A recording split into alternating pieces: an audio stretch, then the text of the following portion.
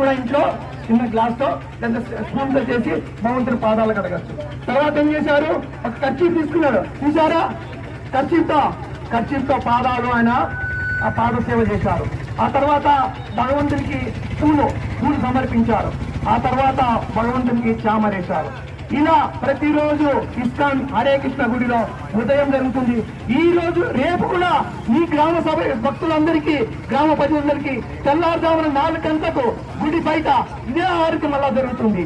మంగళ హారతి అంటారు. 4:30కే ఈ రోజు చేసాం. మేము కడప నుంచి కూడా వచ్చి మేము పాల్గొన్నాం. మీరు ఉన్న అవకాశం ఉన్న వాళ్ళు 4:30కు రావడానికి ప్రయత్నం చేయండి.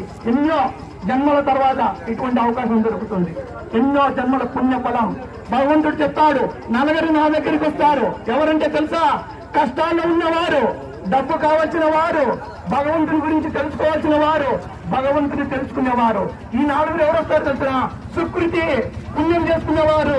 మన పుణ్యం ఎలా జరుగుతుంది, భగవంతుని గురించి వినడం వల్ల, భగవంతుని నామాన్ని మన నోటితో చెప్పడం వల్ల మనకు పుణ్యం వస్తుంది.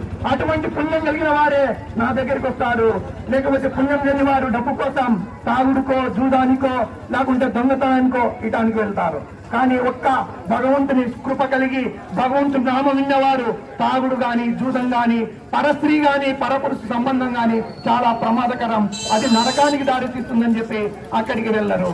ఇక్కడికి భగవంతునానికి వస్తారు. హరే కృష్ణ హరే కృష్ణ కృష్ణ కృష్ణ హరే హరే హరే రామ హరే రామ రామ రామ హరే హరే.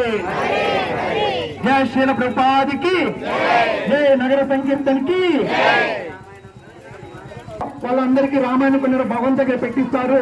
ఇంకా కావాల్సిన వారు తీసుకోండి. ఆ భగవద్గీతలు తీసుకొచ్చి భగవంతుని దగ్గర పెట్టండి. రామాయణం కానీ మీకు కొన్ని గ్రంథాలు ఉంటే మీ దగ్గర ఉండేటి పెట్టండి. ఇప్పుడు కూడా లేని వారు కొనండి భగవద్గీతలు. రేపు ఇక్కడే ఉంటారు. రేపు కూడా మళ్ళీ ఇక్కడ ఊర్లో నగర సంగీతం చేస్తారు. రేపు కూడా ఇలా హారతి ఉంటుంది. హరే కృష్ణ.